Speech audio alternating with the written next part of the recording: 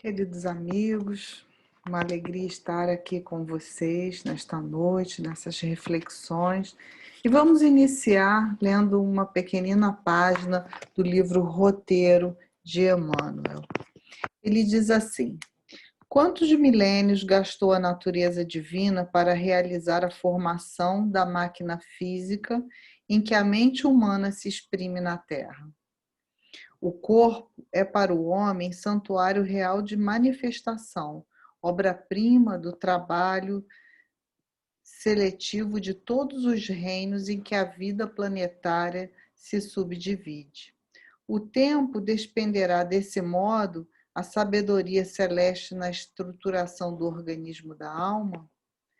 Da sensação à irritabilidade, da irritabilidade ao instinto, do instinto à inteligência e da inteligência ao discernimento. Séculos e séculos correram incessantes. A evolução é fruto do tempo infinito. A morte da forma somática não modifica de imediato o espírito que lhe usufruiu a colaboração. Berço e túmulo são simples marcos de uma condição para outra. Assim é que as consciências primárias, a desencarnação é como se for a entrada em certo período de hibernação. Aves sem asas não se elevam à altura.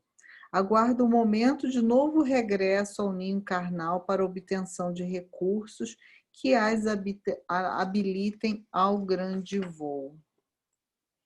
De átomo a átomo, organizam-se os corpos astronômicos no mundo, e de uma pequena experiência em pequenina experiência infinitamente repetidas, alarga-se o poder da mente e sublimam-se as manifestações da alma, que, no escoar das eras imensuráveis, cresce no conhecimento, aprimora-se na virtude, estruturando pacientemente no seio do espaço e do tempo o veículo glorioso com que escalaremos um dia os impérios deslumbrantes da beleza imortal.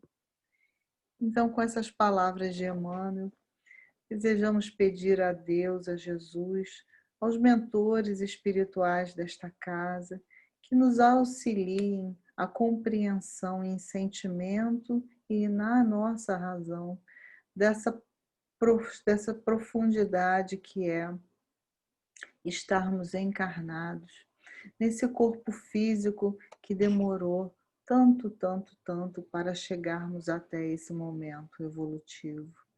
Que possamos fazer o melhor uso dessa bênção de Deus a nós e, sobretudo, demonstrarmos e apoiarmos aqueles que ainda não têm acesso e sentimento e maturidade a essas verdades absolutas e infinitas.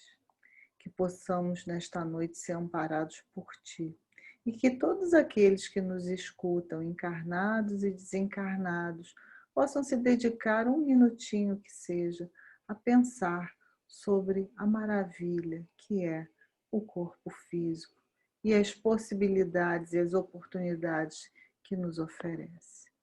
Que assim seja.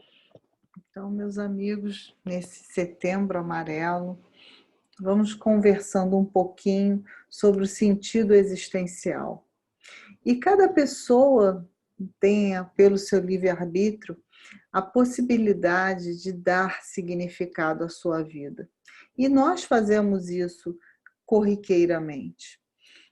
Nós nos direcionamos a partir de valores, a partir do que trazemos enquanto espíritos imortais, a partir de fatos e vivências da nossa infância, a partir de algo que nos tocou e que guardou em nós um sentido, um significado.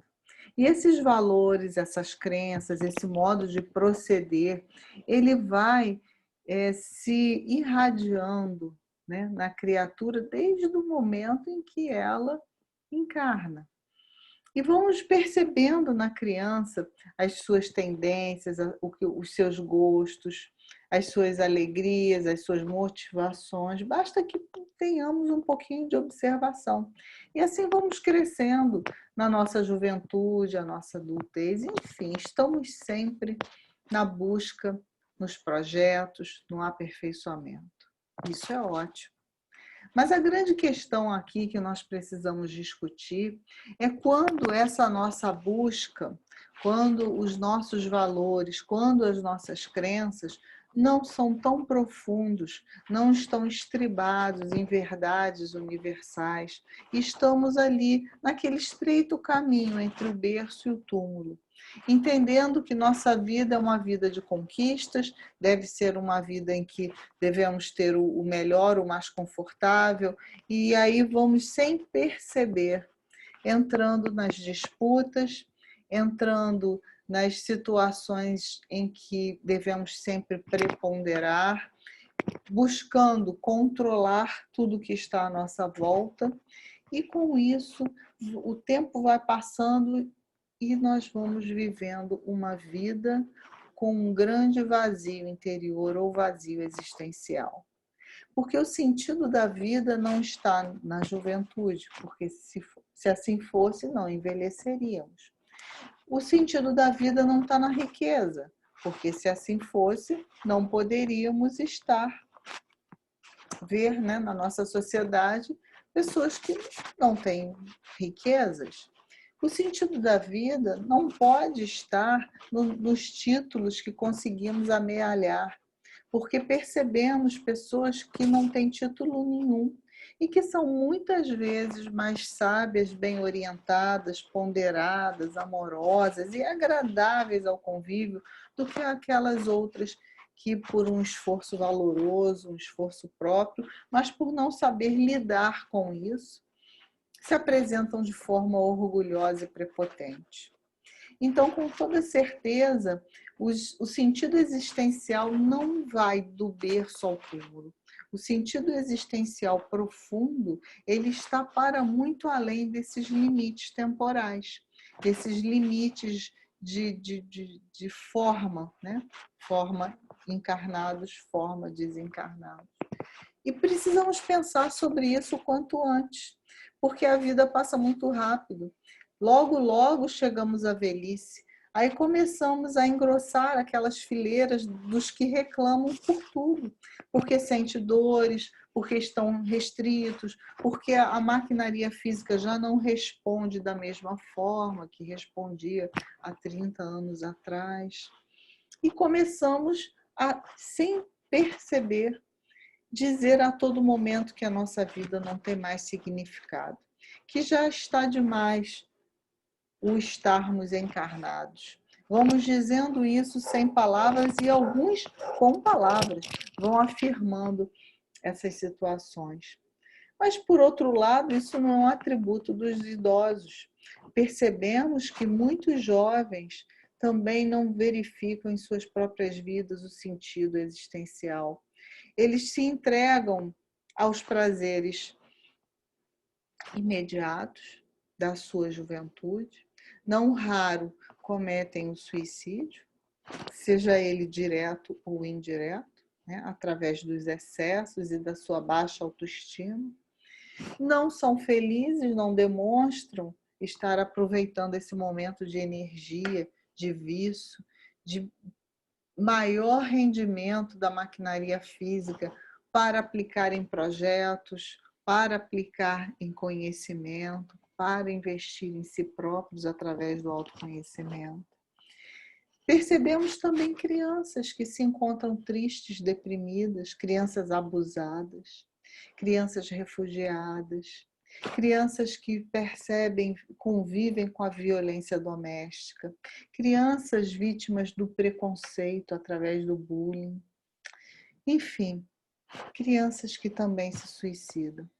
Então vamos percebendo que essa questão ela tem uma grande ligação com o sentido existencial, com o amor próprio, com a autoestima, com o para que eu vim, com a resposta a essa pergunta: É o para quê em nossas vidas. E essa pergunta, ela perpassa toda a nossa existência, enquanto encarnados e também enquanto desencarnados. Para que estou aqui na criação? Por isso é tão importante planejarmos, executarmos, nos dedicarmos a tarefas nobres, seja ela do tamanho que forem. A missão é sempre missão para aquele que executa. Não importa o tamanho da missão. Se o outro tem a missão muito maior do que eu, é porque o outro já é mais capaz. O importante é a gente dar conta do tamanho da nossa. Né? Então, precisamos estar envolvidos com a nossa missão. Precisamos estar atentos a nós mesmos, atentos à nossa alegria de trabalhar e de estarmos desenvolvendo algo que faça diferença para nós, enquanto seres humanos que visualizam a dor e o sofrimento do outro, e para a sociedade. Faça diferença. Porque esse é o ponto que vai sensibilizar a nossa visão sobre nós mesmos, o nosso sentido existencial. Essa é a forma de chegarmos a 90 anos, 100 anos, sei lá quantos anos, trabalhando com vigor, com vício, com alegria, apesar das limitações biológicas que com certeza existem ou vão aparecer. Então, se nós hoje não cultivarmos essa necessidade de estarmos engajados em projetos profundos, projetos da nossa alma, escuta da nossa alma, precisamos nos dedicar a escutar o que estamos sentindo. Se estamos tristes, mas por que estamos tristes? Se estamos desmotivados, estamos desmotivados, mas o porquê estamos desmotivados? Precisamos fazer esse reconhecimento e precisamos fazer essas perguntas a nós mesmos.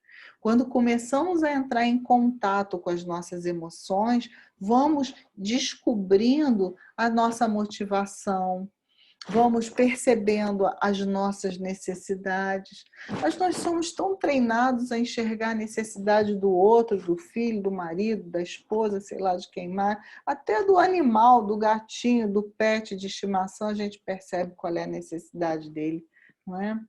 Mas e a nossa necessidade individual?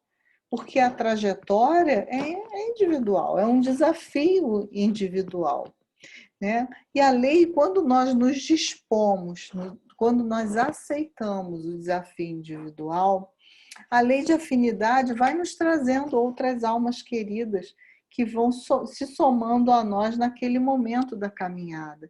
Então, é essa atitude de se autodescobrir, essa atitude de planejar ações e projetos para participar a partir dessa necessidade da alma, ela é fundamental para nos afastar de um componente terrível, que também é um fator que leva ao suicídio, que é a solidão.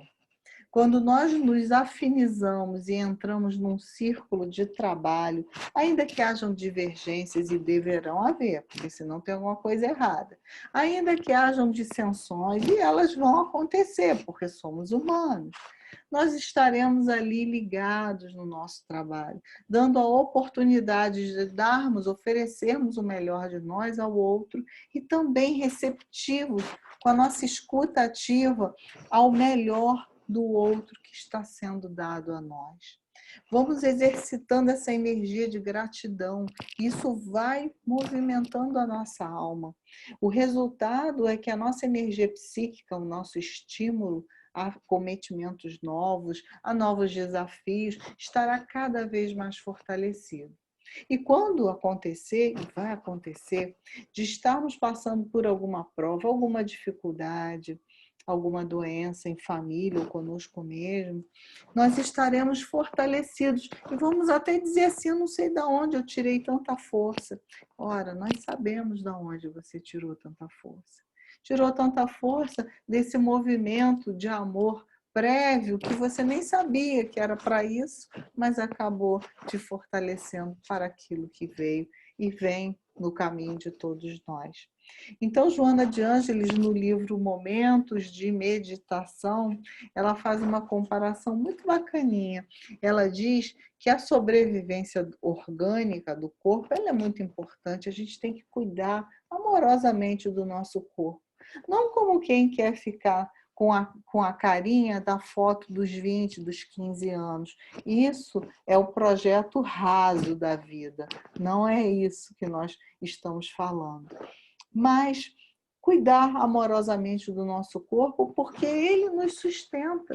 E ele com saúde, quando nós estamos numa relação de amor, isso vai estimular o avançar ao encontro da finalidade da existência, como ela fala, a frase dela. Então, se nós cuidamos do nosso corpo, que atualmente é o nosso veículo, nós vamos, através dele também, encontrar a finalidade da existência. Vocês já ouviram falar, eu sei que vocês praticam meditação e praticam a yoga. E qual é a base da yoga? Não é através da respiração, através do respeito ao corpo, as posturas. Nós vamos ali nos fortalecendo e equilibrando a emoção. E isso é a finalidade da existência também. E aí ela faz a comparação que eu ia falar. Ela diz o seguinte, que a sobrevivência orgânica estimula o avançar ao encontro da finalidade da existência, a frase dela. Mas essa sobrevivência orgânica, ela é apenas o azeite que sustenta a chama. Então, lembra aqueles candeeiros antigos? Punha-se o azeite, acende-se o fósforo e a chama aparece. Então, ela diz que o corpo físico é o azeite. Mas a finalidade dessa chama, que é acesa a partir do azeite, não é crepitar, não é ficar aquela chama crepitando, mas é derramar luz e aquecer. Então, o nosso sentido existencial, por que nós estamos aqui, é para derramar luz, então precisamos nos iluminar, e para aquecer, para cuidar do outro. E se eu, no meu momento, na minha vida, eu me preocupo em derramar luz e aquecer o outro, outro virá que vai também ter a mesma preocupação comigo. E assim nós vamos fazendo um grande pool de fraternidade, de solidariedade. E a gente sai da linha escura, do local pouco iluminado, sombrio e úmido do egoísmo, né? Vamos nos aquecendo, oxigenando o espaço, vamos nos sentindo cada vez mais iluminados. E essa disposição de iluminação ela é totalmente a favor da valorização da vida. Ela é totalmente contrária à ideia do desaparecimento. Ela nós precisamos sempre cultivar através da meditação, da prece, do prazer de estar na natureza, os pés descalços, os aromas, o cheiro das flores, a primavera está tão linda, né? Então precisamos, nesses pequeninos elos de conexão conosco, entre nós humanos e os outros seres da criação, interagirmos e trocarmos essa energia, porque nós assim teremos o estímulo para avançarmos na direção que nos compete, na busca desse sentido existencial, na busca e realização do sentido existencial. Então, vamos passar a conversar um pouquinho sobre o livro do André Trigueiro, que é o que dá título, né, ao nosso estudo de hoje, que é Viver é a Melhor Opção. Eu vou compartilhar a tela com vocês para mostrar alguns números, só para nós pensarmos um pouquinho e daqui a pouco a gente volta a bater esse papo, tá? Deixa eu colocar aqui, só um minutinho. Então, tá aqui. Primeiro eu queria mostrar para vocês, esse é um dado de 2016, tá? Isso eu retirei lá da OMS, e aqui ele fala da taxa de suicídio. E vejam, essa taxa de suicídio para cada 100 mil, né? Quantos suicídios para cada 100 mil de população. Os países em vermelho são os que a taxa de suicídio é maior. Então, nós vemos aqui, olha, nas Américas, né? Nós temos aqui o Uruguai, nós temos a Rússia, que já não tem esse nome, aqui são vários países, não é? Temos alguns países aqui da África, que tem uma taxa também muito alta, e por aí afora, né? No Brasil, nós temos um percentual de até entre 5 e 9,9 para cada 100 mil pessoas, né? Então, 9,9 pessoas se suicidam para cada 100 mil, e esse número é do ano de 2016. Então, vamos passar aqui para o seguinte. Aqui é o número de suicídios globais do planeta entre jovens, né? Pessoas jovens. Então, nós vamos vendo aqui, ó, na faixa etária de 10 a 14 anos, nós vamos ver um aumento entre os meninos, os homens, né? E as meninas um leve, um discreto, um número discretamente menor. Entre 15 e 19, eles estão praticamente igualados, as mulheres vão um pouquinho, entre 15 e 19 são as meninas, as jovens que mais se suicidam. Depois, entre 20 e 24, aí os homens já se destacam. Entre 25 e 29, nessa faixa etária, então a gente vai vendo que os homens começam a ganhar a dianteira quanto mais velhos ficam. E entre 10 e 29, não entendi esse número, acho que aqui deve ter alguma coisa errada. Esse número aumenta, né? Que deveria ser aqui a consolidação, de 10 a 29, quer dizer, os números consolidados. Então, são números muito altos, 222.093, aí não é por 100 mil habitantes, mas são os números do ano de 2016, que são os últimos anos, é o último ano disponível lá no site da OMS. Então, a gente deduz desse quadro que os homens se suicidam mais do que as mulheres, né? E a gente está falando só do suicídio direto, nós estamos falando aqui do suicídio indireto. Mas o que é mais assustador aqui, que para cada suicídio consumado, 20 são tentados. Então, o nível de problema com relação a esse assunto, quer dizer, 20 tentaram e não conseguiram, para um que conseguiu. É algo assustador. Então, se nós colocarmos esse número aqui, 222 mil jovens em sofrimento, a gente tem que multiplicar isso, 222 mil vezes 20, porque são pessoas que um trecho conseguiu, consumou, e aí está aqui na estatística, mas existem 20 outros mais que não consumaram e estão tentando, né? Estão em sofrimento, estão em agonia. Então, por isso é um tema que nós precisamos tratar e nos debruçar. Seguinte, aqui, nas idades de 15 a 29 anos, e eu trouxe esse quadro aqui, porque essa faixa etária aqui, o Brasil, infelizmente, tem uma marca muito grande, muito expressiva, chegando a ser o 4º país no mundo, né, em número de suicídios nessa faixa etária. A gente vai vendo que os suicídios em ambos os sexos, tá? Ele é a segunda causa de morte entre jovens entre 15 e 29 anos no mundo. E a primeira causa são acidentes de carro, olha só. E a segunda é o suicídio.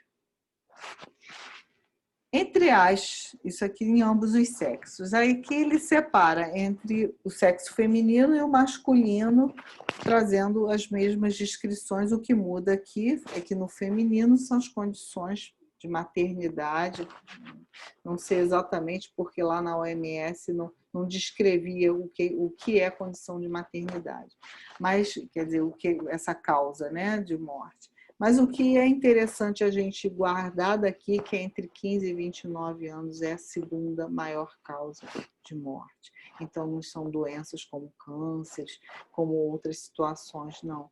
É a segunda maior causa de morte entre jovens entre 15 e 29 anos. E aí nós vamos lembrando que entre 15 e 29 anos, nós percebemos é um momento de grande insegurança.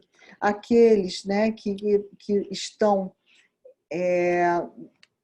vivenciando restrições, preconceitos, preconceito de raça, preconceito de gênero, né, o bullying, tudo isso vai aparecer com mais intensidade nessa faixa etária. E talvez por isso o maior número de suicídios. E eu quero lembrar para vocês que o preconceito de gênero é o que leva aquelas pessoas, né, que que estão nessa condição, né, nesse grupo de minoria, a se suicidarem, a tal ponto que a taxa entre homoafetivos, por exemplo, que são ou trans ou cis, é de 9 em cada 10 transgêneros, homoafetivos, já pensaram em suicídio. 9 em cada 10. Desses que pensaram, alguns executaram. Então, olha como é importante que nós tenhamos muito cuidado e muito respeito e muita atenção e uma cabeça muito bem trabalhada para entendermos todas essas questões que são questões naturais, né? Não são questões extra, são questões comuns, rotineiras, e todos nós temos o direito, né, de vivermos conforme a nossa orientação de gênero. Graças a Deus, nosso país, ele desde 2006, essa discussão começou a tomar corpo nos tribunais. Em 2009, nós já pudemos, através da justiça, né, através da decisão do Supremo Tribunal Federal, enxergar, visualizar os casais homoafetivos como sendo detentores de legitimidade na nossa sociedade, podem casar, podem ter filhos, direitos sucessórios preservados, pensão, se for o caso, enfim, dar um tratamento respeitoso, humano, que todos, como cidadãos da pátria do Brasil, merecem. Então, felizmente, nossa Corte Suprema está adiante. E países, né, aqui na América Latina, outros países nos seguiram. Mas, curiosamente, nós não fomos o primeiro, não. Na Argentina, desde o final dos anos 70, já existe essas formulações. Então, vamos vendo que nós ainda temos um caminho muito grande e um dever de reparação com essas minorias, não só essa, como todas as outras, muito grande. E isso constrange a pessoa, né?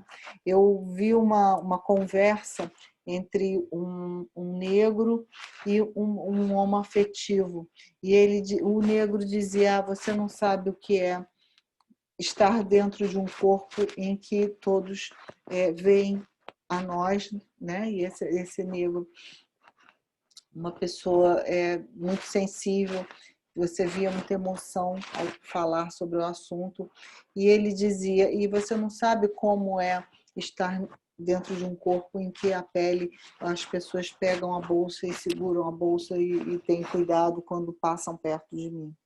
E o outro, homoafetivo, disse: você não sabe o que é viver num corpo onde você não se acomoda, não se encaixa, aquela cultura daquele corpo, aquela orientação não é sua. Então, vejam, precisamos... Isso tudo é um traço cultural, né? Precisamos dar o tratamento merecido para todos, para nós mesmos, né? Que é o tratamento humano, que é o tratamento que não discrimina, que é o tratamento que afasta o preconceito. Porque essa taxa de suicídio, ela poderia ser chamada tributo ao preconceito. Quanto mais distantes estivermos enquanto sociedade de atitudes e falas preconceituosas, tanto menor essa taxa será. Então, é uma responsabilidade de cada um de nós, diariamente, tomar cuidado com isso. Então, vamos seguindo. Aqui é um gráfico que vai mostrar que em países onde existe uma riqueza maior, né, países ricos, que são esses em azul, as taxas de suicídio são menores. Mas nos países onde existe uma pobreza crônica, né, são os refugiados, são os brasileiros, são os países da África, a Índia, essa taxa aumenta barbaramente. Então, não é um fator determinante, mas existe uma relação muito forte, direta, entre as oportunidades de trabalho, a qualidade de vida, o acesso à educação, o acesso à saúde, a dignidade da pessoa humana, que ela é construída na nossa sociedade atual, também com respeito à economia. Então, quando nós vamos ver essa discussão sobre o que vale mais é a vida ou é o dinheiro e tudo mais, é uma discussão que não tem razão de ser, porque a situação da economia é para proporcionar qualidade de vida, saúde, acesso, tratamentos. E nos países onde os ganhos, né, a renda per capita, ela é baixa, ou que a desigualdade social é alta, apesar da renda per capita não ser baixa, né, nós vamos percebendo que as taxas de suicídio são maiores. Então, qual é a qualidade que nós estamos dando para a população?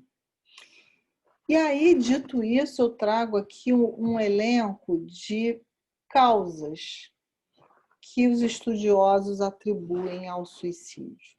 Isso aqui é falando basicamente dos contextos de jovens e crianças, mas se nós formos olhar direitinho essas razões, ela se aplica a todos nós. Então vamos passar rapidamente a elas. Primeiro, o bullying, que eu já falei, né? Que é aquela forma na infância, na pré-adolescência, na adolescência, onde nós vamos vendo, né, que os coleguinhas excluem, e não por eles, porque eles aprenderam isso em algum lugar, então o nosso papel de pais, de avós, de educadores é muito importante aí, onde nós vamos falar sobre o preconceito de raça, de gênero, a gordofobia, né? O gordinho, que a gente acha graça, não, aquele gordinho ali, isso tudo está na nossa fala, isso está enraizado em nós e nós precisamos tomar conta disso. O uso abusivo da internet descontrolado, porque o jovem, a criança e até mesmo o adulto, ele não constrói relações, né? E muitas vezes acessa conteúdos que não são construtivos e até mesmo são indutivos do suicídio, todos nós conhecemos várias histórias, infelizmente, verdadeiras a respeito desse tema. Depois, a terceira causa seria depressão e outros transtornos mentais ou abuso de substâncias tóxicas. A solidão vem sozinha, olha como é importante nós estarmos num projeto, estarmos na comunidade, estarmos atuando, dando o nosso melhor, porque a gente afasta a solidão. A desesperança. Desesperança é o fruto da nossa frustração. Queríamos tanto que fosse assim, não é, aí ficamos sem esperança. Porque o verbo esperançar, ele não é algo que a gente seja passivo, quer dizer, eu espero que aconteça. Não, esperançar é atuar, é agir. Então, essa desesperança é fruto de uma crença equivocada que nós temos. Nós esperamos que alguém faça alguma coisa por nós, quando nós deveríamos ir em direção ao outro para fazer alguma coisa pelo outro. porque essa é a forma de nós sempre termos esperança, porque estaremos atuando pelo outro e por nós mesmos ao mesmo tempo, né? Conhecemos o efeito positivo das terapias de grupo, né? E é exatamente essa troca. A falta de amor próprio, que é outra coisa que vem desde a infância, muitas vezes uma criação equivocada, muitas vezes a depreciação de um filho em detrimento ao outro, e muitas vezes o despreparo de pais e educadores, ao permitir que a criança se expresse, tenha voz, claro que dentro de balizas, dentro de respeito, dentro de um ambiente educacional que proporcione a essa criança o seu espaço de falar, de agir, de demonstrar seus sentimentos. Quando essa criança tem esse contexto tolhido, né, vive num mundo em que ele não é visto, ele vai desenvolver naturalmente sem saber. A gente não consegue dar nome para isso. Ele vai se direcionar com uma falta de amor próprio que pode levar a patologias e pode levar ao suicídio. Tentativas anteriores de suicídio também é um dos fatores, né? Então, são aqueles espíritos, né? Nós temos a visão espírita, então são aqueles espíritos que recorrentemente se suicidaram e aí encarnam de novo e tem essa tendência. O histórico familiar de suicídio, que também tem muito a ver com a nossa realidade de espíritos. O conhecimento sobre o mesmo comportamento nos noticiários. Então, vejamos, o nosso ídolo, aquele que cantava aquela música maravilhosa, que tinha aquela voz bárbara, suicidou-se. Há uma tendência, aqueles que têm essa questão mítica do outro, do ídolo, do seguir, que é tão estimulado nas redes sociais, de seguir no mesmo comportamento depressivo e culminar com o suicídio, né? Temos várias histórias nesse viés. A violência doméstica, que tem a ver com a desesperança, com a solidão e com o amor, com a falta de amor próprio, né? A violência doméstica é algo que acontece entre quatro paredes e tira a capacidade de reação da vítima, seja por impossibilidade, seja por vergonha, seja por falta de aceitação e observação dos seus vizinhos. Por isso que a gente precisa, sim, atuar. Está acontecendo alguma coisa na nossa vizinhança, precisamos procurar auxílio policial, se necessário, porque a gente não sabe o que pode acontecer dali. E o último fator elencado, que não esgota a lista, mas esses são os principais, seria a homossexualidade no ambiente hostil, que eu já falei um pouquinho sobre isso. Então, agora vamos voltar para o nosso papo, interrompendo aqui o compartilhamento de tela, e continuando, né, no nosso bate-papo. A questão aqui que nós vamos tratar a partir do livro do André Trigueiro, que aliás é um livro feito por um jornalista muito bom, muito bem feito, e ele diz que o que acontece, aí nós vamos falar um pouquinho do Brasil, né? O que acontece no Brasil? No Brasil é surpreendente, né? Esse percentual de jovens entre 15 e 29 anos, essa taxa é imensa e nós precisamos cuidar disso. E mais, ele chama atenção nesse livro, isso, né, nos deixa muito triste, que o percentual a taxa de suicídio de indígenas é 4 vezes, proporcionalmente a 4 vezes maior do que a do Brasil. No Amazonas, os percentuais são altíssimos. Isso porque, na medida em que permitimos o desmatamento, na medida em que as políticas públicas vão na direção da invasão de terras para desmatar, para retirar minérios e tudo mais, enfim, todas essas tristezas que nós temos visto, eles perdem a terra e o espaço dele. O vínculo do indígena é com a sua terra, por mais aculturado que eles sejam. Eles nasceram ali, eles querem ficar ali e é ali o lugar deles. Eu ouvi uma entrevista de um antropólogo que diz que a terra não pertence ao índio, é o índio que pertence à terra. Então, é uma ligação estreita. Infelizmente, nós perdemos muito dessa ligação. E aí, quando a gente fala, vamos colocar os pés descalços, vamos caminhar na natureza, é tentando resgatar esse laço, que é o laço com o divino, com a natureza, com a criação. E eles têm isso mais intenso que nós. E, infelizmente, quando as coisas se perdem, eles são deslocados, o desmatamento acontece, nós vamos percebendo que a população indígena vai se desesperando. E aí as taxas de suicídio aumentam. Precisamos de muito de fazer muitas preces e de lutar dentro do nosso país por dias melhores, mais equilibrados, né? E essa luta que eu falo é uma luta inteiramente pacífica, né? A luta de quem trabalha sem cessar, mas que não deixa de se informar, mas que não deixa de fazer as melhores escolhas quando vai exercer o seu direito a voto enquanto cidadão. Então, eu vou pular para uma história que aconteceu, e o autor conta isso no livro, que foi um Oscar que foi oferecido em fevereiro de 2015. E foi um documentário, um curta, que foi o vencedor desse Oscar, esse curta de 40 minutos, produzido pela HBO, e era sobre o serviço de ajuda telefônica para veteranos de guerra dos Estados Unidos. E essa organização, ela recebeu 22 mil ligações por mês de um público específico, que responde por aproximadamente 20% dos suicídios daquele ano naquele país, que são os veteranos de guerra, né?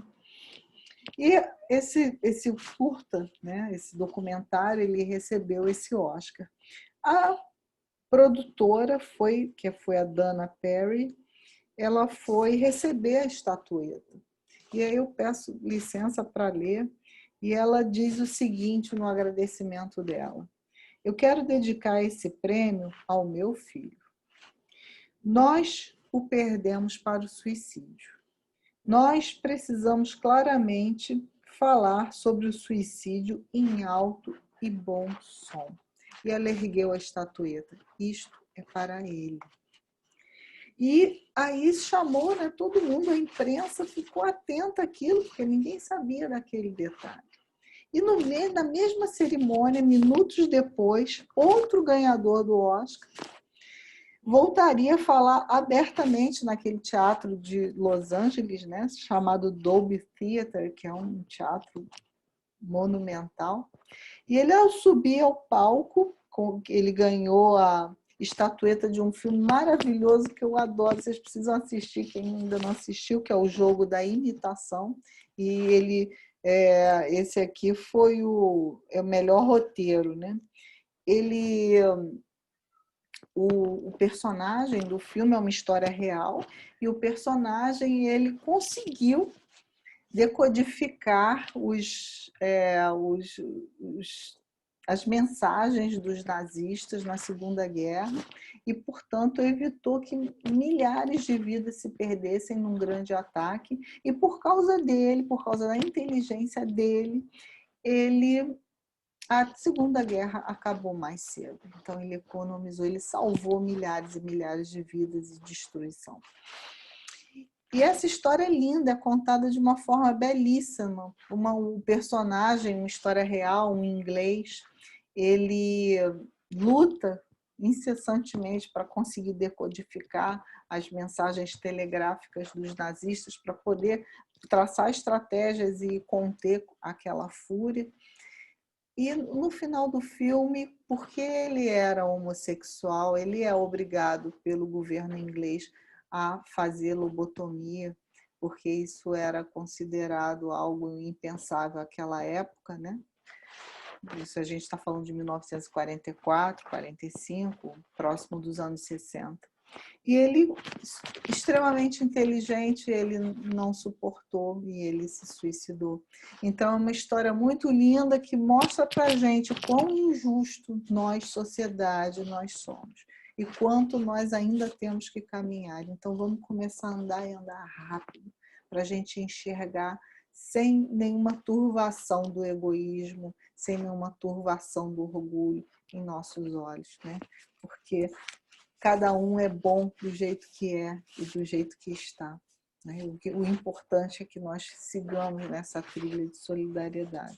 E nos agradecimentos, né, desse roteiro, desse diretor do filme O Jogo da Imitação, ele vai falar o seguinte: quando eu tinha 16 anos, tentei me matar, porque me sentia estranho, me sentia diferente, sem pertencimento.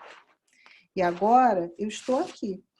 Gostaria de dedicar esse momento para aquele garoto lá fora que se sente estranho ou diferente, que não se sente encaixado na vida. Sim, você se encaixa. Continue estranho, continue diferente. Quando chegar a sua vez e você permanecer firme, por favor, passe a mesma mensagem para a pessoa seguinte. Olha que lindo. No mesmo ano, fevereiro de 2015, quem quiser pesquisar no YouTube vai poder ver esses trechos dessa entrega de Oscar. Então, vejam, no mesmo momento, duas histórias belíssimas a respeito de algo que nós precisamos pensar tanto. Nós precisamos pensar da forma certa, porque não é chegar para a pessoa deprimida, triste ou que está numa situação de extremo preconceito, bullying, violência, de desengano, de desespero, de baixa autoestima, dizer, não, a vida é ótima. A gente precisa falar do jeito certo. A gente precisa, na verdade, não falar, a gente precisa escutar. Se livrar de preconceitos e deixar que o outro transborde a sua dor. Porque no momento em que essa catarse acontece, se for para um profissional da área será muito melhor, mas se não, isso vai transbordando, transbordando, e a pessoa vai conseguindo lidar com essa imensa dor que carrega. Então, é muito importante que nós saiamos da posição, muitas vezes hipócritas, de conselheiros e comecemos a agir de maneira a escutar. É a escutativa que precisamos fazer. Então, outra observação interessante, né, no livro, e aqui eu já vou me aproximando para o final, que eu acho que eu falei para caramba, é sobre o CVV, o Centro de Valorização da Vida, que foi criado em 62 em São Paulo e é o responsável, nesses 50 anos de atividades no Brasil, por 70 postos espalhados, 1.800 voluntários e atende uma média de 800.000 ligações por dia. Então, é muito, muito valoroso, muito importante que nós indiquemos, reforcemos esse trabalho, sobretudo, estejamos na fileira de trabalhadores do Centro de Valorização da Vida, que é uma instituição que não tem nenhuma ligação religiosa, nenhum político, e que salva vidas através da escuta ativa. E eles têm um método incrível, porque mesmo que você faça o curso e não consiga continuar, como aconteceu comigo por outras questões, você aprende a escutar as pessoas, aprende a prestar atenção nas pessoas e vai treinando, né? Isso é fantástico para a nossa vida e para nós mesmos. E eu gostaria de encerrar, queridos, só com a leitura, né? Porque aqui, Joana, no momento de meditação, ela dá a grande solução. Então, vamos ouvir, né, o que Joana fala. A maneira mais eficiente para o cometimento do real significado da vida é a experiência do amor. E aqui eu vou incluir, portanto, a prevenção do suicídio, porque se a gente valoriza a vida, a gente afasta a possibilidade de suicídio direto ou indireto. O amor que doa e liberta, o amor que renuncia e faz feliz, o amor que edifica, espalhando esperança e bênçãos, amor que sustenta vidas e favorece ideais de enobrecimento, amor que apazigua quem o sente e dulcifica a quem se doa. O amor é conquista muito pessoal, que necessita do combustível da disciplina mental e da ternura do sentimento para expandir-se. E ela fala num outro livro, que é o Amor Imbatível Amor, que o amor também pode ser aprendido. Então, se nós não sentimos todo o amor que deveríamos por todas as pessoas, vamos começar a focar e desenvolver, e aprender e enxergar o lado humano do outro. Porque com isso nós também vamos enxergando o nosso lado bom, o nosso lado humano. Nós precisamos nos humanizar, afastar de nós as atitudes que são clichês, padrão, que nos levam a mitos que são os mais desequilibrados que nós, abandonando isso tudo e reconhecendo a nossa essência, o nosso eu, o nosso sentido existencial, que é único, individual, e que nos resgatem força e potência para, de fato, estarmos unidos a Deus, unidos a Jesus nessa criação. Queridos, eu vou então encerrar com uma breve prece, agradecendo e pedindo muitas desculpas, porque eu acho que eu passei um pouquinho do tempo, tá? Muito obrigada. Amigo Jesus, que tu possas envolver nesta noite todos aqueles que se encontram em desespero, em sofrimento, que que todos os nossos corações em prece possa mandar essa mensagem para esses corações que no momento de desespero se suicidaram, ou aqueles que estão planejando, que eles possam compreender a grandeza da vida, do amor, ser envolvidos pela certeza de que são muito queridos e muito especiais, que existe sempre um Pai misericordioso, um mentor espiritual, uma mão amiga, uma flor, uma relva, a brisa, tudo que nos favorece, nos fortalece interiormente, que possam recorrer a essas bênçãos de Deus e se fortalecerem para abrirem os olhos para essa realidade incrível que é pertencer à criação. Que assim seja. Então, queridos, foi uma alegria estar com vocês.